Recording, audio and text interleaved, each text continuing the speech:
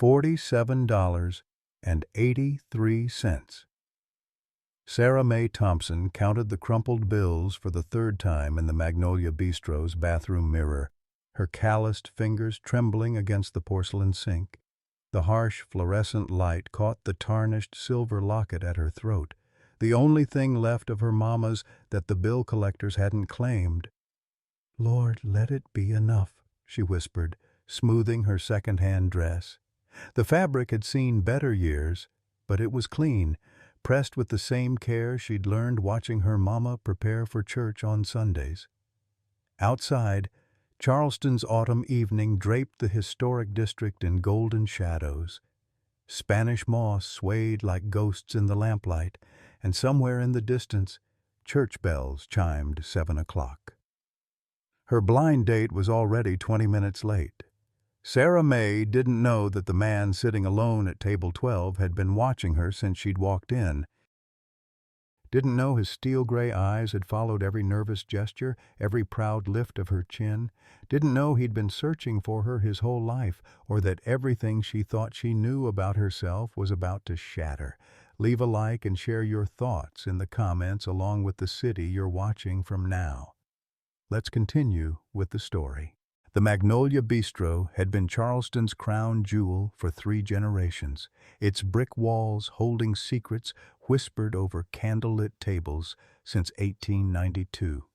Tonight, the Spanish moss outside swayed like mourning veils in the October breeze, casting dancing shadows through the tall windows. Inside, crystal chandeliers bathed the mahogany tables in warm amber light, while the soft clink of silverware against bone china created a symphony of Southern elegance. Sarah Mae Thompson had never belonged in a place like this. Born in a shotgun house on the wrong side of the Ashley River, she'd spent her 22 years watching Charleston's old money from a distance, serving their coffee at the Sunrise Diner, cleaning their sprawling mansions, babysitting their privileged children. Her mama, God rest her soul, had scrubbed floors in these very historic mansions until cancer took her voice, then her breath, leaving nothing but medical bills that still arrived like clockwork every month. 3 jobs kept Sarah Mae afloat. Dawn shift at Betty Lou's Diner, where truckers and construction workers knew her by name, afternoon house cleaning for the Garden District elite who barely acknowledged her existence, and evening babysitting for young mothers who paid her in cash and condescending smiles. Her hands bore the evidence, cracked from industrial dish soap, scarred from broken glass, calloused from endless labor. But tonight, she'd soaked them in hand cream and hidden the damage beneath her mama's white cotton gloves. At table 12, William Harrison III sat with practiced invisibility, his expensive suit tailored to perfection, steel-gray eyes scanning the restaurant with the calculating gaze of a man accustomed to reading people's worth in seconds. At 35, he commanded a food empire worth hundreds of millions. Yet tonight he felt like the 12-year-old boy who'd watched his mama disappear into the darkness of a collapsed mine shaft. The irony wasn't lost on him. Surrounded by the organic empire he'd built from nothing, he remained desperately hungry for something money couldn't buy. Betty Lou, the diner's weathered owner who'd become Sarah Mae's surrogate mother, had orchestrated tonight's blind date with her usual meddling kindness. "That child needs some happiness," she'd muttered, arranging the meeting with Tommy Harrison Jr., a college boy with too much money and too little sense. What Betty Lou didn't know was that Tommy had accepted the date as a fraternity dare, a cruel game designed to humiliate a girl who'd never done anything worse than serve his coffee with genuine kindness. The stage was set for collision. Privilege and poverty, truth and deception, love and betrayal, all converging in a place where magnolia blossoms once bloomed over the graves of forgotten dreams. 7:45 came and went like a broken promise. Sarah Mae sat straighter in her chair, smoothing the worn fabric of her dress for the dozenth time, watching every shadow that crossed the restaurant's threshold. Her water-glass sweated rings onto the linen tablecloth, and she dabbed at them nervously with her napkin, conscious of the server's increasingly sympathetic glances. At 8:15, the heavy oak door finally swung open with enough force to rattle the brass bell above it. Tommy Harrison Jr. stumbled through, his polo shirt wrinkled, his blond hair disheveled, and the unmistakable scent of bourbon preceding him like an unwelcome announcement. Sarah May's heart sank as she recognized the glassy-eyed swagger, the loose-limbed confidence of someone who'd been drinking since happy hour. "Well, well, well," Tommy drawled, sliding into the chair across from her without removing his baseball cap or offering an apology. "You must be the famous Sarah May. Betty Lou's little charity case." His voice carried across the quiet dining room, turning heads and drawing disapproving stares from nearby tables. Heat flooded Sarah May's cheeks, but she kept her voice steady. "You're an hour late, Tommy. I was starting to worry something had happened." "Oh, something happened all right," he laughed, pulling out his phone and waving it like a trophy. "Boys at the fraternity house were taking bets on whether I'd actually show up. Some said I wouldn't have the balls to go through with it." He leaned back in his chair, studying her with the cruel assessment of someone who'd never known want. "They said you were pretty, at least. Guess they weren't completely wrong." The words hit like physical blows, each one carefully aimed to wound. Sarah May felt the familiar burn of humiliation in her throat, the same feeling she'd carried through school when classmates mocked her second-hand clothes and empty lunchboxes. But she'd learned to swallow that poison years ago. "I see," she said quietly, reaching for her purse. "Then I won't keep you from your friends any longer."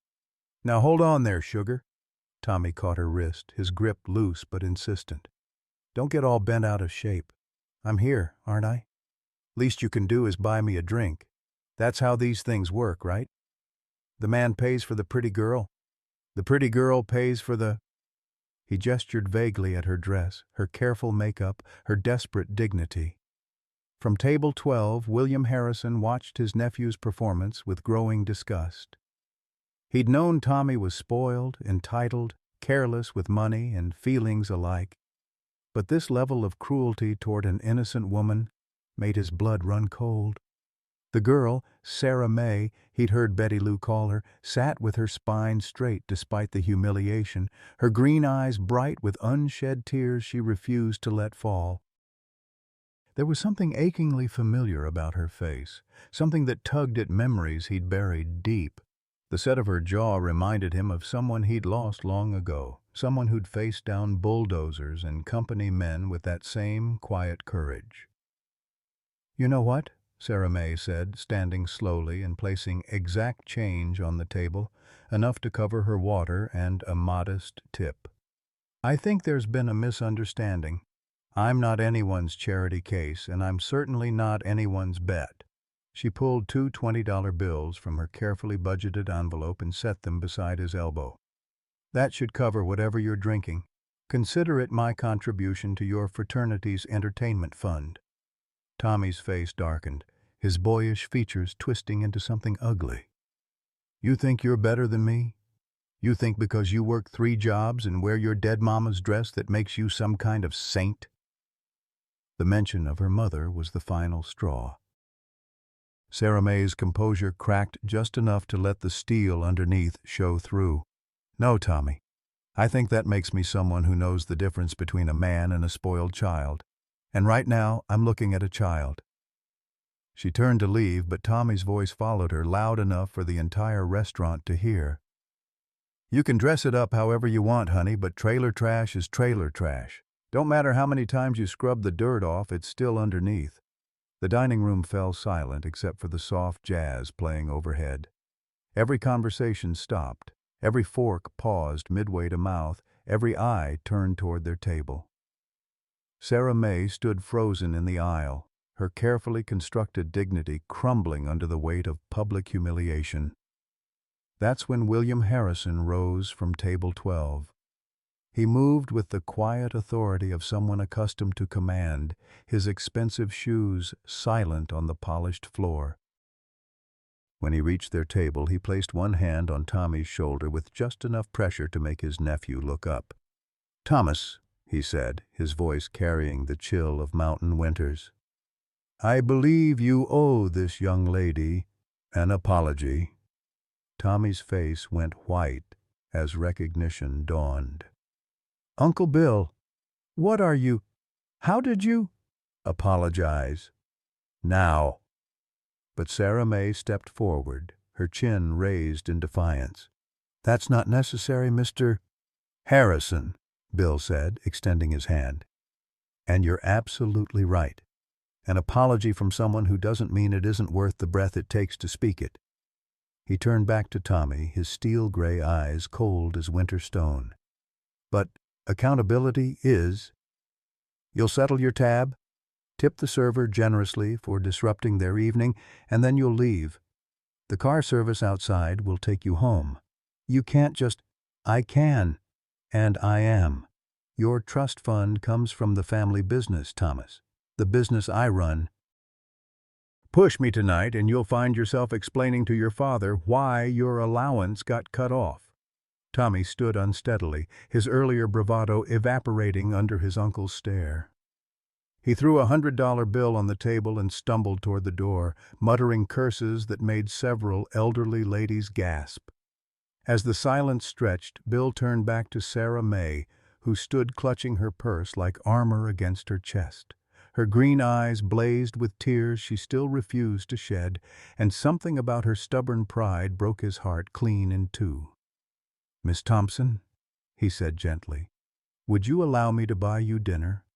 Not because you need charity, but because that boy's behavior has thoroughly ruined my appetite for eating alone." Sarah May stared at the stranger who just dismantled her humiliation with quiet authority, her mind reeling from the whiplash of emotions. One moment she'd been drowning in public shame. The next, she was being offered dinner by a man whose presence commanded the entire restaurant's attention. The contrast was so stark it felt surreal. "I appreciate what you did," she said carefully, clutching her purse tighter. "But I can't accept charity, Mr. Harrison. I've got my pride, and it's about all I've got left that's worth keeping." Bill studied her face, noting the stubborn set of her jaw, the way she held herself like someone prepared to fight the world bare-handed. "Pride's a funny thing," he said, his voice carrying a gentleness that surprised them both. "Sometimes it keeps us standing when everything else wants to knock us down. Other times it keeps us from accepting the good that comes our way." He gestured toward the empty chair Tommy had vacated. "What if I told you I'm not offering charity? What if I said I'm a man who's tired of eating alone, watching other people's lives from the sidelines, and I'd consider it a kindness if you'd share a meal with someone who understands what it means to be underestimated?" Something in his tone made her pause. There was no pity in his eyes, no condescending smile that said he felt sorry for the poor girl in the second-hand dress. Instead, she saw something that looked almost like recognition, as if he was seeing something in her that others missed. "You don't know anything about me," she said. But the fight was going out of her voice. "I know you work 3 jobs to keep your head above water. I know you loved your mama enough to wear her dress on a night when you wanted to look beautiful. I know you've got enough steel in your spine to face down a spoiled rich boy who was trying to break you for sport." He paused, letting those words settle. "And I know that anyone who thinks those things make you less than them is a damn fool." Despite herself, Sarah May felt her lips quirk upward. "You've got a mouth on you, Mr. Harrison. My mama always said a man who can't speak truth isn't much of a man at all." The mention of his mother brought a shadow across his features, gone so quickly she almost missed it. "Please, just dinner. 2 people who've had a rough evening, sharing a meal and maybe some conversation that doesn't involve fraternity pranks or family disappointments."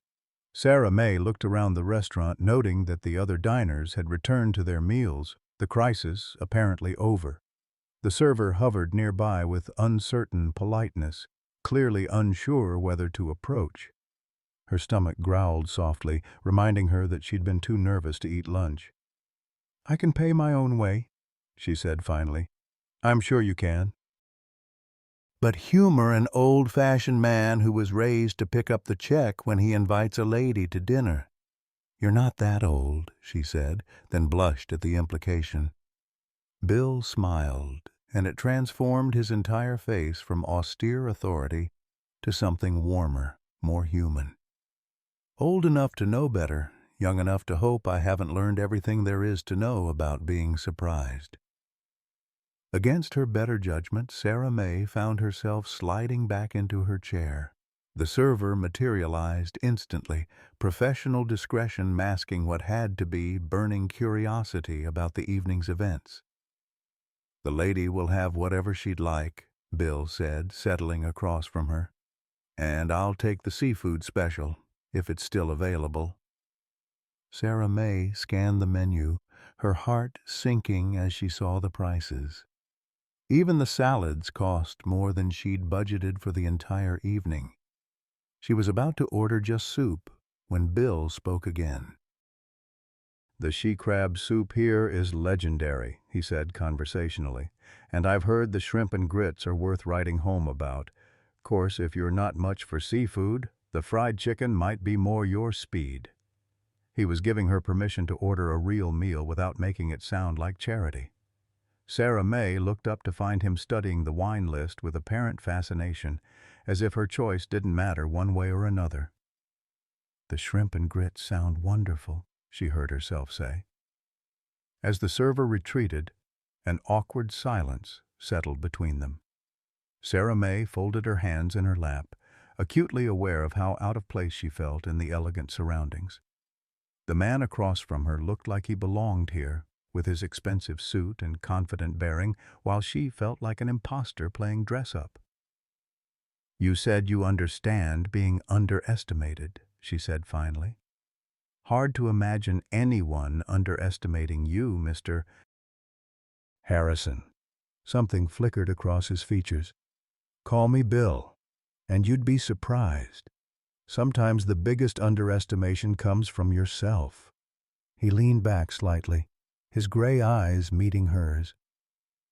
"What do you do when you're not rescuing strangers from family embarrassments?" "I work," Sarah May said simply. "Dawn shift at Betty Lou's diner, cleaning houses in the afternoon, babysitting at night. Keeps me busy. 3 jobs." He said it like he was testing the weight of the words. "That's a heavy load for anyone." "Heavy loads build strong backs," she replied, echoing something her mama used to say. "Besides, honest work never killed anybody." "Your mama teach you that?" Sarah May's hand drifted unconsciously to the locket at her throat. "She taught me a lot of things.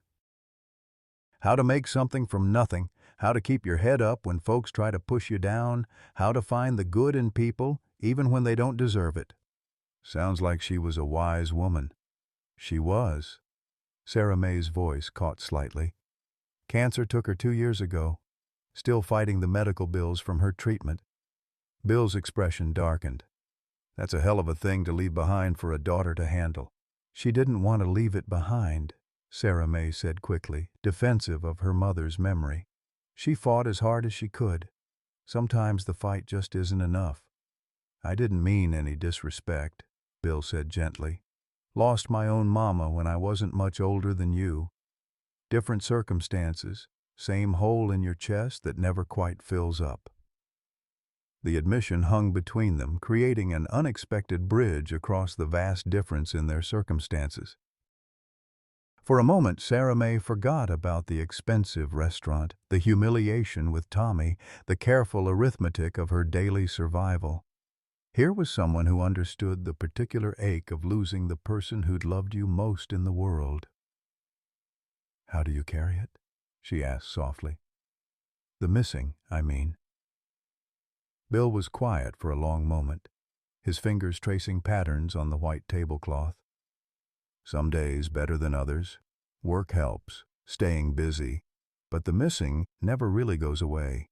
It just becomes part of who you are." Their conversation flowed like honey over warm biscuits, sweet and unhurried despite the unlikely circumstances that had brought them together. Bill found himself sharing stories he hadn't told in years. Growing up in the mountains of West Virginia, his mother's laugh echoing through their small company house, the way she'd hum while hanging laundry on the line. Sarah May listened with the kind of attention that made him feel heard, not just seen. "Mama worked the company store," he said, his voice growing softer with memory.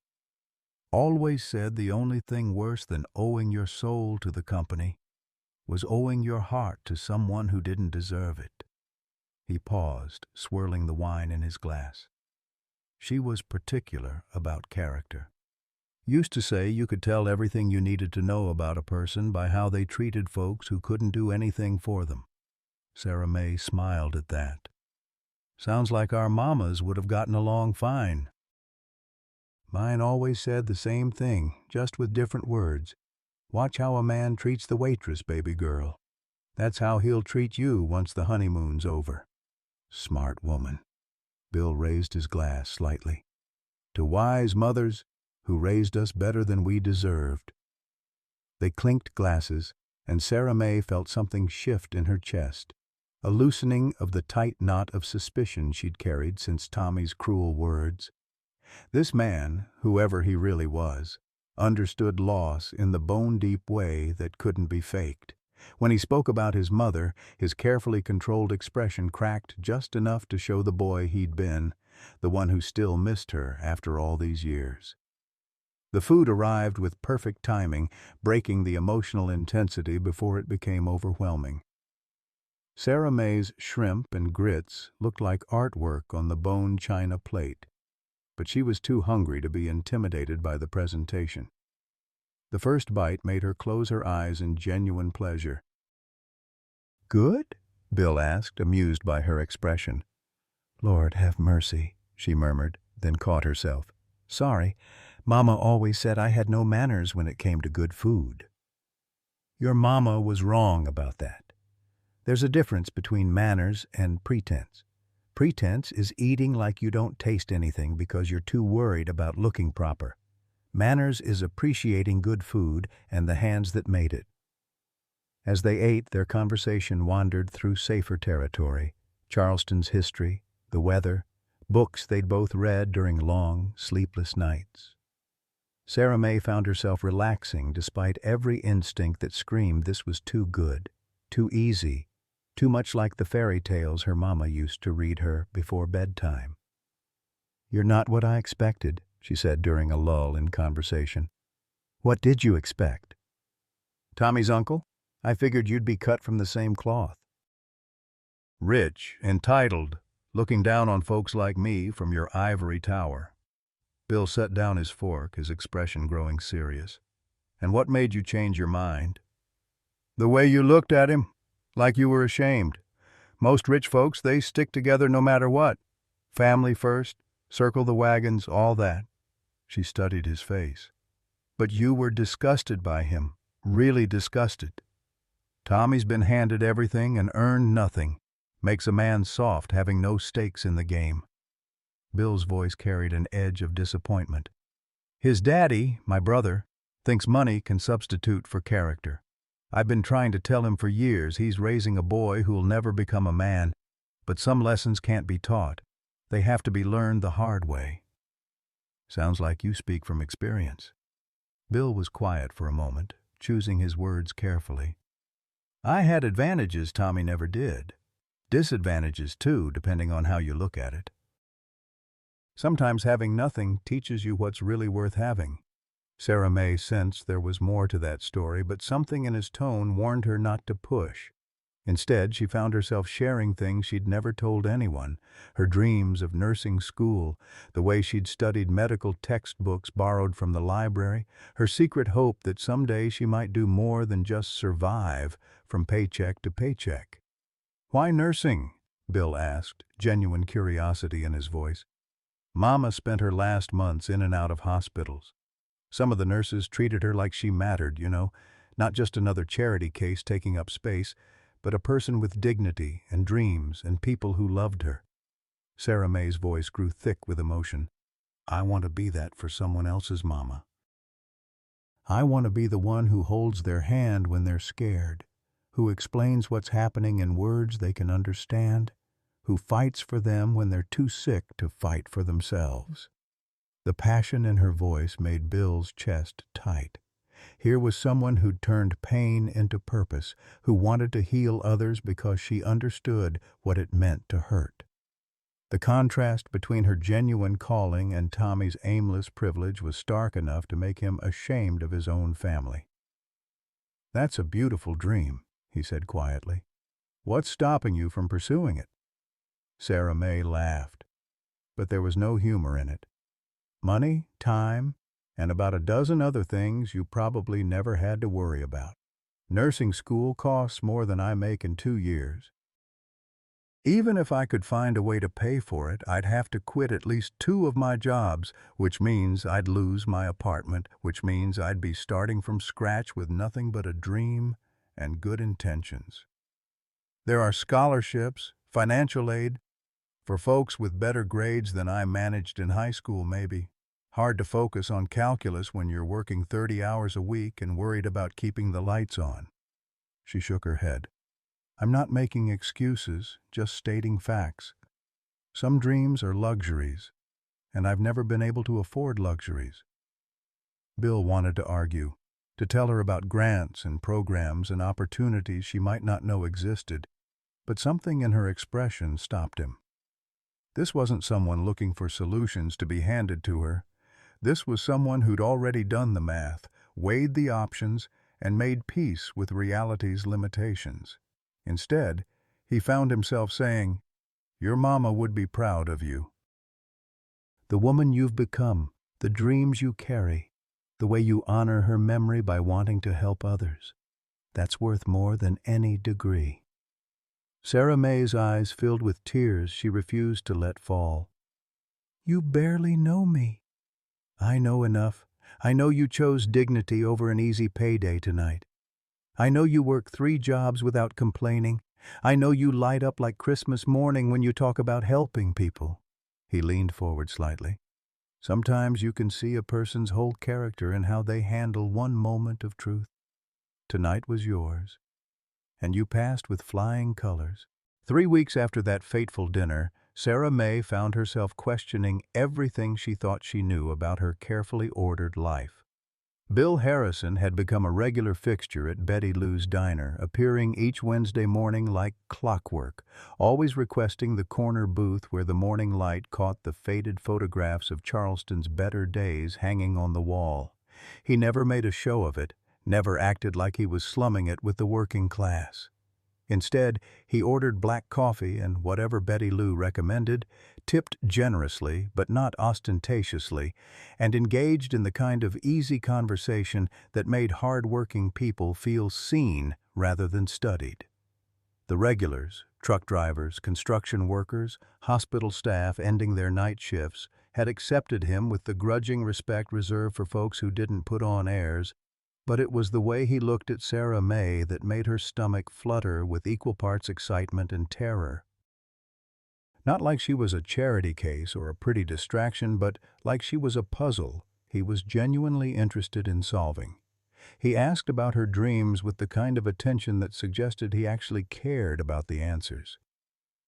"You've got that look again," Betty Lou observed, sliding into the booth across from Sarah May during the morning lull. Her weathered hands wrapped around a coffee mug that had seen better decades, and her sharp eyes missed nothing. "That man's got you all twisted up inside." "I don't know what you're talking about," Sarah May protested, but her cheeks flushed pink. "Honey, I've been watching people fall in love in this diner for 40 years. You've got all the symptoms, checking your reflection in the coffee pot, wearing lipstick on Wednesday mornings, jumping every time that bell rings, hoping it's him." Betty Lou's expression grew serious. "Question is, what do you really know about Bill Harrison?" The question had been gnawing at Sarah May for days. Bill spoke about his past in careful generalities, revealing just enough to seem open while keeping the important details locked away. She knew he'd grown up poor, lost his mother young, and somehow climbed his way into enough money to afford expensive suits and casual dinners at Charleston's finest restaurants. but the specifics remained maddeningly vague. "He's kind," Sarah May said finally, "and he listens like what I'm saying actually matters. Kindness is good, sugar, but it ain't everything. That watch he wears cost more than most folks make in a year.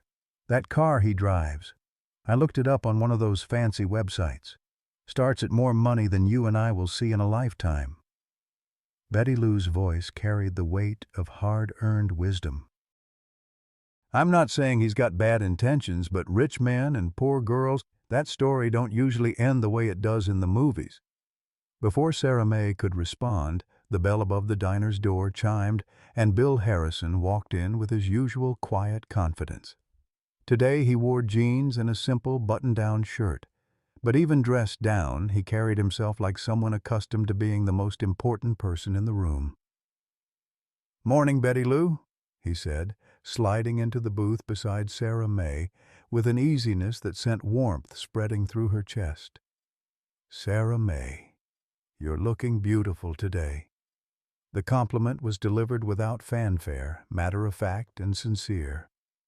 Sarah May felt her resolve to maintain emotional distance crumble a little more. "Just the usual?" she asked, already reaching for the coffee pot. "Actually, I was hoping to steal you away for an hour or two.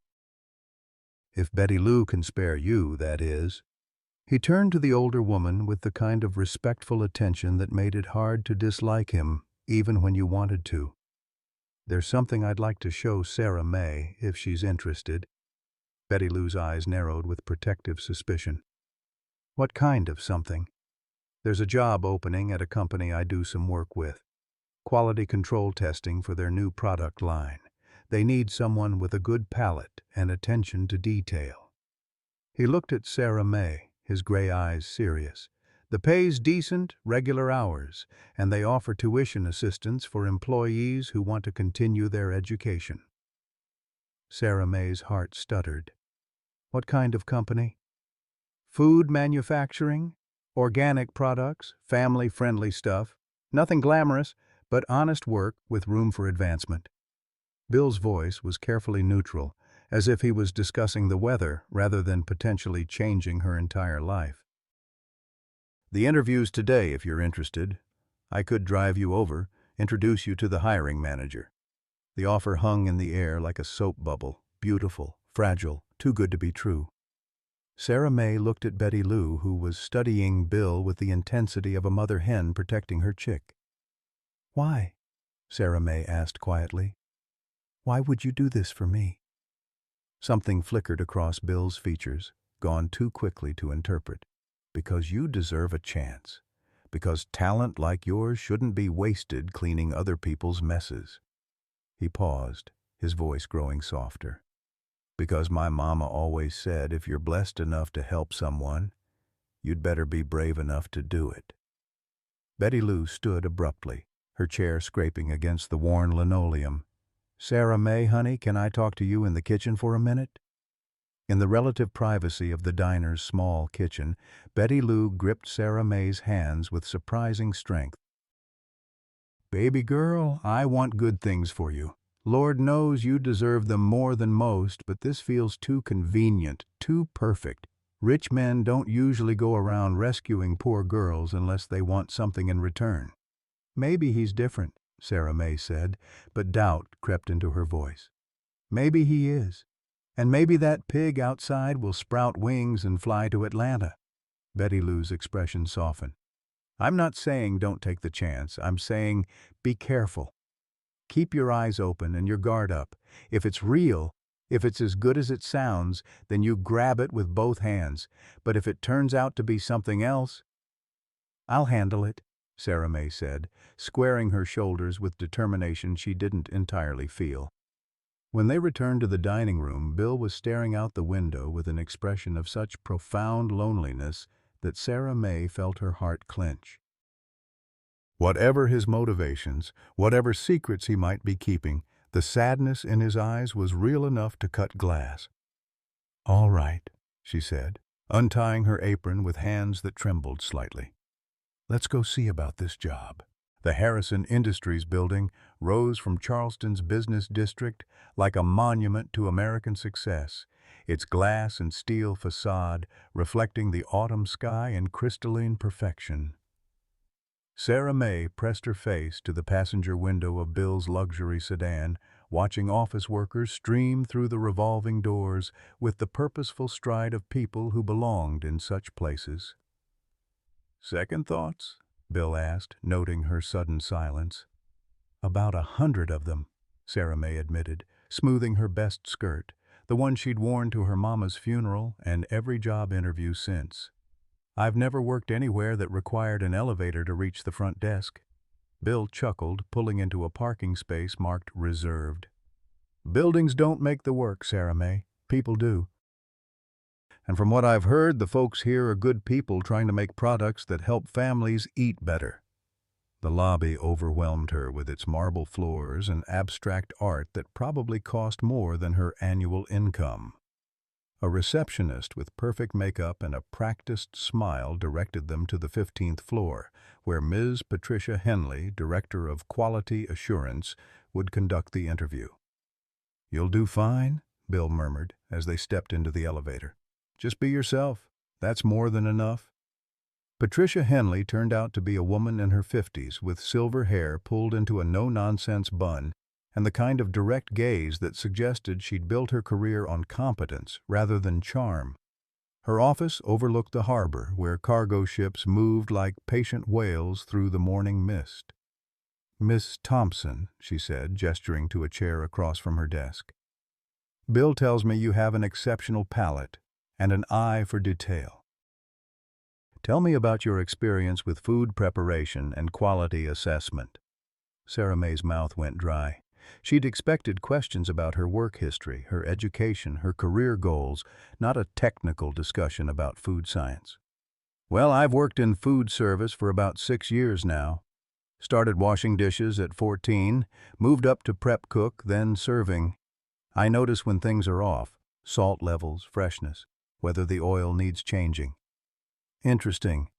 Can you give me a specific example?" Sarah May thought back to the countless meals she'd prepared and served, searching for something that might impress this sophisticated woman. "Last month we had a delivery of produce that looked fine on the surface, but something about the smell bothered me. Not spoiled exactly, just wrong. Turned out the supplier had used a new pesticide that left a chemical residue. Couldn't taste it in raw vegetables, but it became bitter when cooked." Patricia's eyebrows rose slightly. "How did you identify the source?" "Process of elimination. I made the same dish 3 times with different ingredients until I isolated the problem. Then I called the supplier and asked what had changed in their process." Sarah May shrugged. "They admitted to the new pesticide after I pressed them." "And what did you do with that information?" "Told Betty Lou, my boss, and we switched suppliers for anything that couldn't be thoroughly washed. Cost us more money, but our customers' health was worth it." Patricia and Bill exchanged a look that Sarah May couldn't interpret. "Ms. Thompson, what I'm about to show you is confidential. Are you comfortable signing a non-disclosure agreement?" Sarah May nodded, though her heart was racing. Patricia produced a tray containing 6 small cups of what appeared to be baby food, various shades of orange and green that suggested pureed vegetables. "These are prototypes for a new line of organic baby food. 5 are variations of the same recipe, and 1 is from a competitor's existing product. I need you to taste each one and tell me what you notice." Sarah May stared at the cups, panic rising in her throat. This was clearly some kind of test, and she had no formal training in food science or product development. "I don't have any experience with baby food specifically." "Just trust your instincts," Bill said quietly from his chair near the window. "Taste and tell us what you think." Taking a deep breath, Sarah May picked up the first spoon. The puree was smooth, sweet, with the familiar taste of carrots and sweet potato.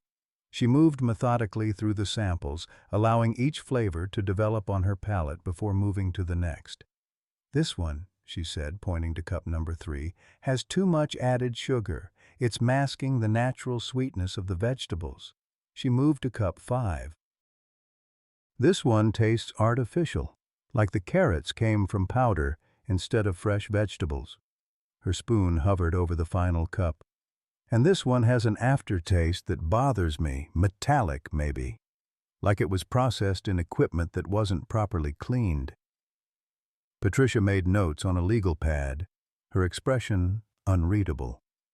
Anything else? Sarah May hesitated, then decided to trust her instincts completely. Cup number 2 has the best flavor balance, but the texture is slightly grainy. If you could smooth that out without losing the natural taste, it would be perfect for babies transitioning from milk to solid food. The silence that followed stretched until Sarah May was certain she'd failed spectacularly. Then Patricia smiled, the first genuine expression she'd shown since they'd arrived. "Ms. Thompson, you've just identified every issue our food scientists spent 3 months discovering. The metallic taste was from a batch processed with contaminated equipment. The artificial flavor came from freeze-dried vegetables instead of fresh. And you're absolutely right about the texture in sample 2. Our test kitchen has been working on that exact problem." Sarah May's head spun. "I got them right?" "You got them all right, including identifying our competitor's product, which we included as a control." Patricia set down her pen and leaned back in her chair. "I've been in this business for 25 years, and I've never seen anyone with your natural ability to isolate flavor components." The praise felt surreal, like something that was happening to someone else. Sarah May looked at Bill, who was watching her with an expression of pride mixed with something deeper, something that made her pulse quicken. "The position starts at $42,000 a year," Patricia continued, "with full benefits and tuition reimbursement for job-related education. If you're interested in food science or nutrition courses, the company will cover 75% of the cost." The number hit Sarah May like a physical blow. $42,000, more than she made at all 3 jobs combined, with benefits that included health insurance and dental care she hadn't been able to afford since losing her mama. When would I start?" she managed. "Monday, if you're available. We'll need 2 weeks to process your paperwork and background check, but I see no reason why this wouldn't work out beautifully." As they rode the elevator back to the lobby, Sarah May felt like she was floating outside her own body. The conversation with Patricia played on repeat in her mind. The praise, the salary, the opportunities that had just opened up like flowers after rain. "I can't believe that just happened," she said, as they reached Bill's car. "I can," Bill replied, opening her door with the kind of old-fashioned courtesy that was becoming rare. "You've got a gift, Sarah May. All you needed was someone to recognize it."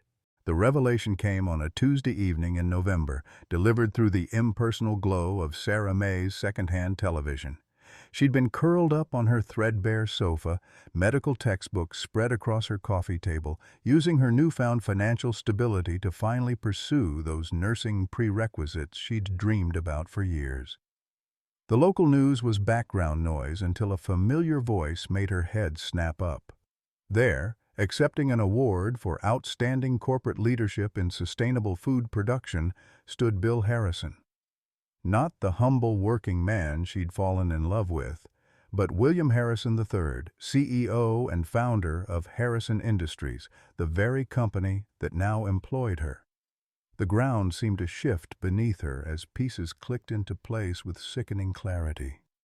The expensive watch he'd claimed was his father's, the casual way he'd known about the job opening, the deference Patricia Henley had shown him during the interview, the reserved parking space. Everything had been a lie, carefully constructed and flawlessly executed. Sarah May's hand shook as she reached for her phone, scrolling through news articles that painted a picture of a man worth hundreds of millions of dollars. A man who collected struggling companies like other people collected stamps, who'd built an empire from scratch after inheriting a modest trust fund. A man who definitely didn't need to eat at diner cafes or worry about the price of dinner. The knock on her apartment door came 20 minutes later, soft but insistent. Sarah May knew who it would be before she opened it, could feel his presence like a storm front moving in. Bill stood in her doorway looking every inch the CEO she'd just seen on television. Expensive suit, confident bearing, the weight of wealth and power evident in every line of his body. Gone was the approachable man who'd shared coffee and conversation at Betty Lou's diner. "You saw the news?" he said. Not really a question. 3 months, Sarah May said, her voice deadly quiet. 3 months of lies. 3 months of you playing some sick game with my life while I thought— She stopped, unable to finish the sentence. "Sarah May, please let me explain." "Explain what? How you've been slumming it with the poor girl for entertainment? How getting me that job was just another way to control me?" The words came out like broken glass, sharp enough to cut. "Did you and your rich friends have a good laugh about the naive little waitress who actually thought a man like you could care about someone like me?" Bill stepped forward, his gray eyes intense with something that looked like desperation. "It wasn't like that. It was never like that." "Then what was it like, Mr. Harrison?" The formal address hit him like a slap. "Because from where I'm standing, it looks like you've been manipulating me from the very beginning." "The job, the dinners, the way you just happened to show up every Wednesday morning, all of it was orchestrated, wasn't it?" "Yes," he said simply, and the admission hit her harder than any lie could have. "I orchestrated meeting you. I arranged the job interview. I've been involved in your life longer than you know." Sarah May's world tilted sideways. "How long?" Bill ran a hand through his hair, the careful composure cracking to reveal something raw underneath. 2 years, maybe longer. I've been helping with your mother's medical bills, your rent when you fell behind, small things that wouldn't be traced back to me."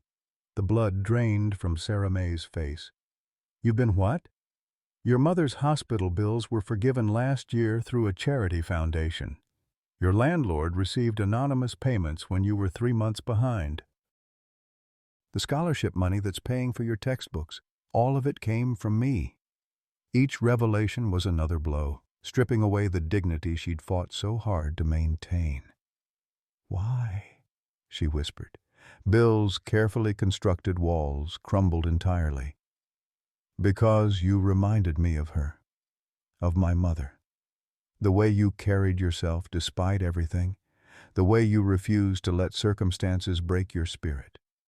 I watched you for months before I ever spoke to you, seeing how you treated customers at the diner, how you cared for other people's children like they were your own, how you visited elderly patients at the hospital on your days off even though you could barely afford bus fare. You were stalking me. I was protecting you," he said fiercely. "Do you have any idea how many predators circle women in your situation? How many men would have taken advantage of your vulnerability?" Sarah May laughed, but there was no humor in it.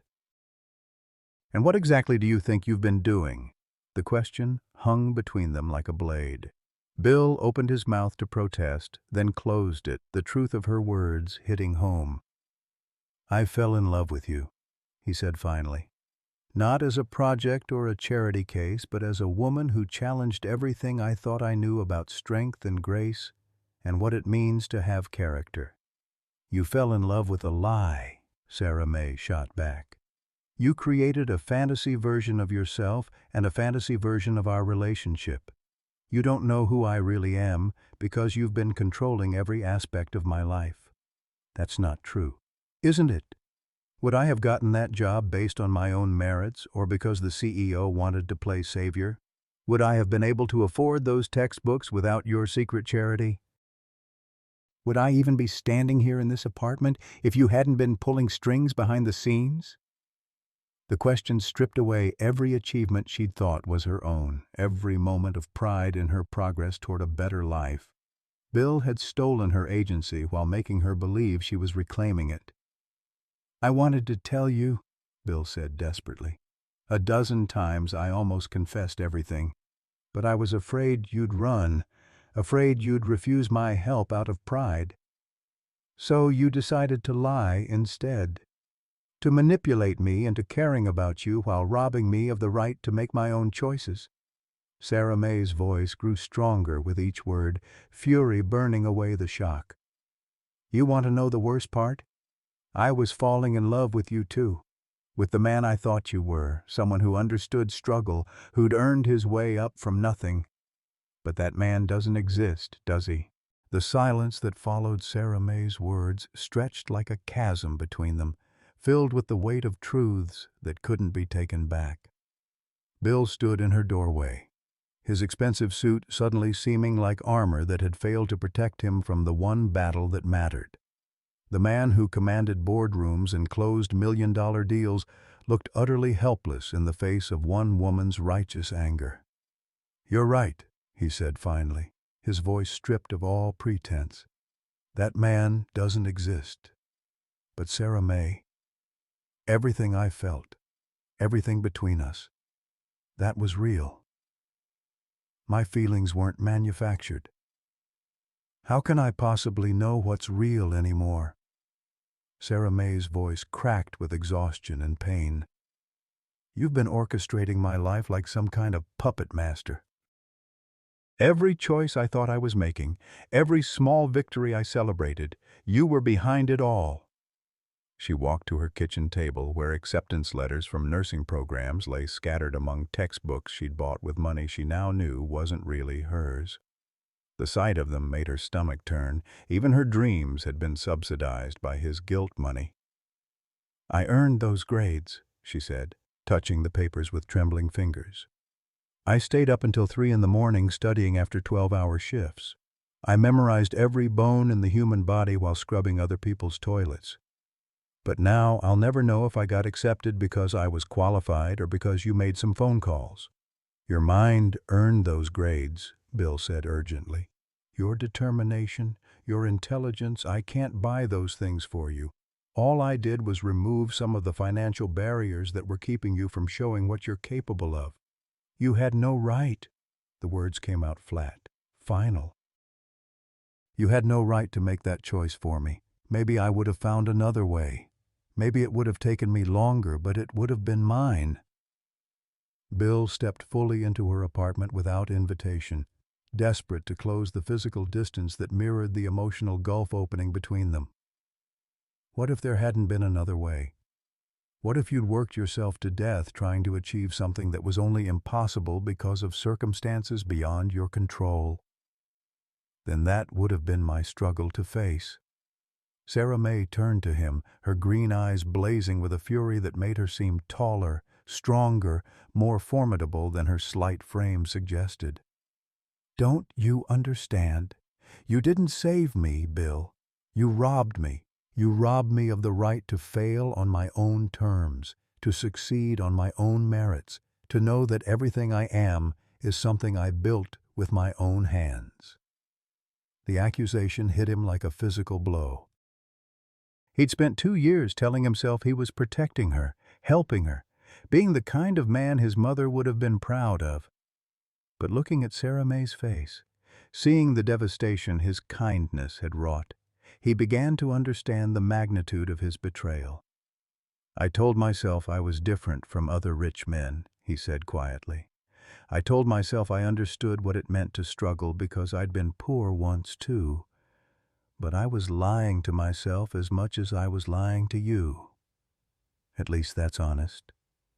Sarah May's voice was bitter with disappointment. "So what happens now?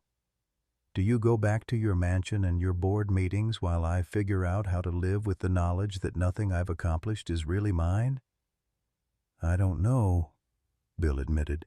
"I never thought past wanting to help you, wanting to be near you. I never considered what would happen when the truth came out." "Of course you didn't. Rich people never think about consequences because you never have to live with them." She walked to her front door and held it open. I need you to leave now. Sarah May, please. Leave. The word was steel wrapped in silk. I need time to think, to figure out who I am when you're not pulling the strings. I need to know if any part of the woman I've become is real or if she's just another one of your charitable projects. Bill wanted to argue, to explain, to somehow make her understand that his love for her was genuine, even if everything else had been manipulation. But the look in her eyes told him that any words he spoke now would only cause more damage. For what it's worth, he said as he reached the doorway, watching you grow into your strength, seeing you discover your own capabilities, that wasn't manufactured. Your spirit, your character, your heart, those things belonged to you long before I ever entered your life. But I'll never know for sure, will I?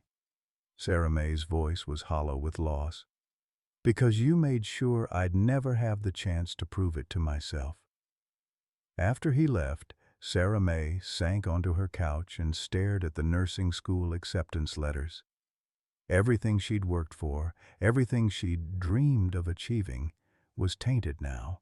How could she accept a place in a program when she wasn't sure she deserved it? How could she trust her own abilities when she couldn't separate her accomplishments from his interventions? She picked up her phone to call Betty Lou, then put it down again. What could she possibly say? That the man they'd both been cautiously optimistic about was actually a billionaire who'd been secretly controlling her life. That every step forward she'd taken had been subsidized by guilt money from someone who saw her as a project rather than a person. The worst part wasn't the deception, though that cut deep enough. The worst part was that she'd been falling in love with him, really truly falling in love with the gentle man who understood loss and spoke about his mother with such tenderness. That man had felt real in ways that transcended money or status, but now she'd never know if any of it had been genuine or if she'd been responding to another carefully crafted performance. As the hours passed and the apartment grew dark around her, Sarah May began to understand that Bill Harrison hadn't just broken her heart. He'd broken something deeper, her ability to trust her own judgment, her confidence in her own worth, her belief that she could build a life on her own terms. And that, she realized, might be the cruelest theft of all. 2 months passed like a fever dream of questioning everything she'd once held as truth. Sarah May threw herself into her nursing prerequisites with the desperate intensity of someone trying to outrun her own doubts. Every A on a test paper felt hollow. Every professor's praise rang with the echo of uncertainty. Had she earned these grades through her own merit, or were invisible hands still guiding her success? She'd resigned from Harrison Industries the day after Bill's revelation, walking into Patricia Henley's office with a letter of resignation that cited personal reasons and left no room for negotiation. Patricia had been genuinely disappointed, even offering to transfer Sarah May to another department if working with Bill was the issue. But Sarah May couldn't explain that the problem wasn't working with him. It was working in a building where every opportunity might be another manipulation, every achievement another gift disguised as merit. Betty Lou had been furious when she learned the truth, her protective instincts blazing like a furnace. "That man played you like a fiddle," she'd declared, slamming coffee mugs with enough force to rattle the diner's windows. "Rich folks always think their money gives them the right to mess with other people's lives." But even Betty Lou's righteous anger couldn't fill the hole that Bill's absence had carved in Sarah May's chest.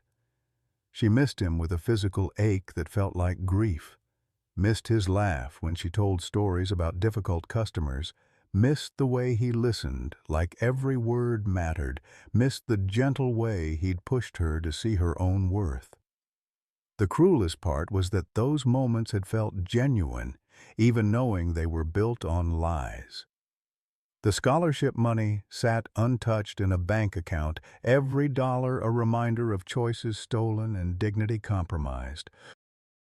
Sarah May had tried to return it, but the foundation handling the funds claimed no knowledge of the original donor, another layer of Bill's careful orchestration that made her feel like a puppet, even in her attempts to cut the strings. It was on a rain-soaked Thursday in January that the next revelation came, delivered by an unexpected visitor.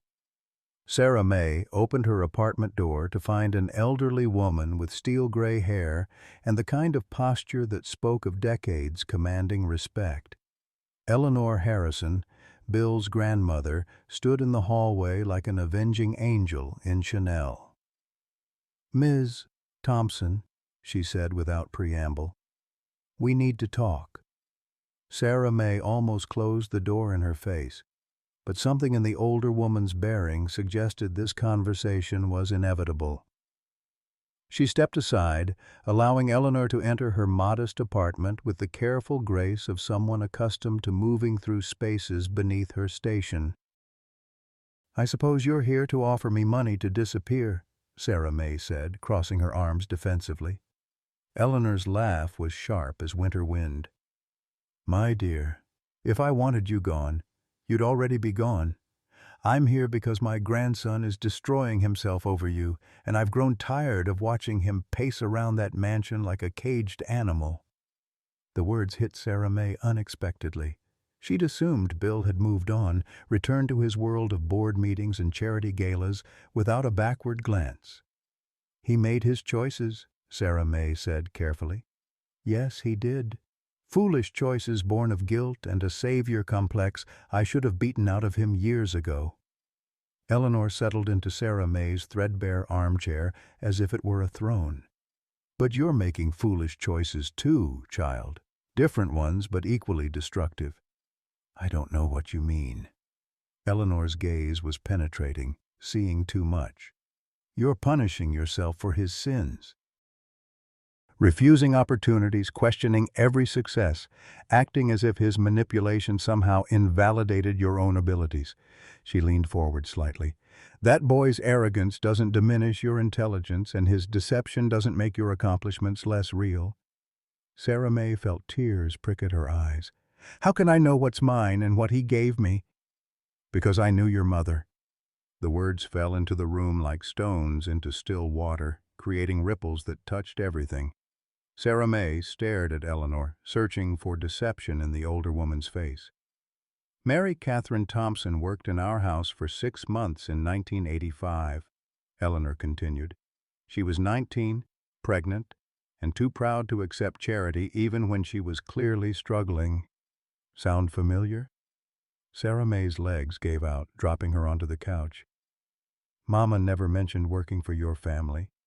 "She wouldn't have.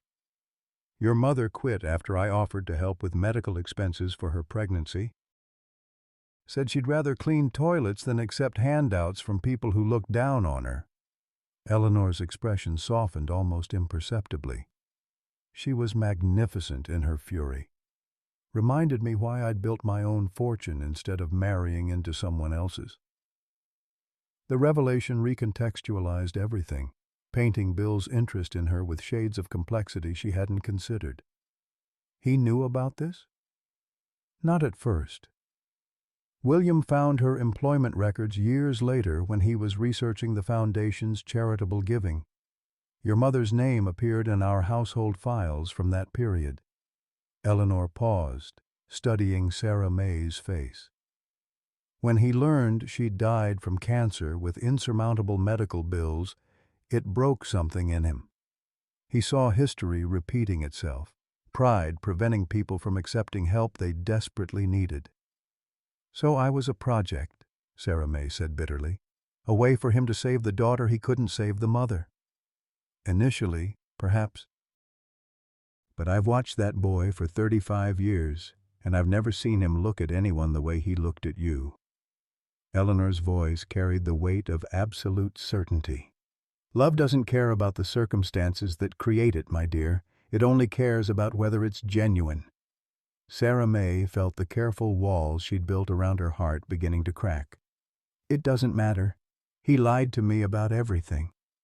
He lied about his circumstances, not his feelings. There's a difference, though I understand why you can't see it right now." Eleanor rose from the chair with the fluid grace of someone half her age. I'm not here to convince you to forgive him. I'm here to tell you that wasting your potential to spite him hurts no one but yourself. She moved toward the door, then paused. Your mother was too proud to let us help her. Don't let pride keep you from helping yourself. Use whatever advantages you have, earned or gifted, to become the woman she raised you to be. After Eleanor left, Sarah May sat in the silence of her apartment, staring at the nursing school acceptance letters she'd been unable to answer.